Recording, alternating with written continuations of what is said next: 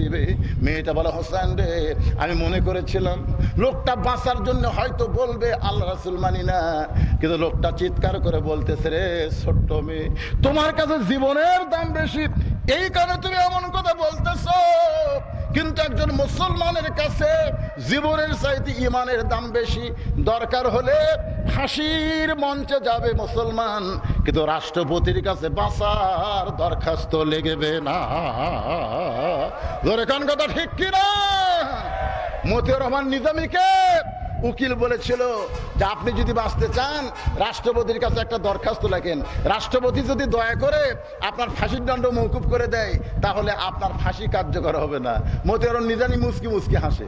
উকিল বলে, হাসেন কেন? বলে, হাসার কারণ হলো তুমি যাকে দরখাস্ত লিখতে বলতেছো এরকম 3টা রাষ্ট্রপতিকে আমি ক্ষমতার থাকা অবস্থায় মরা দেখছি।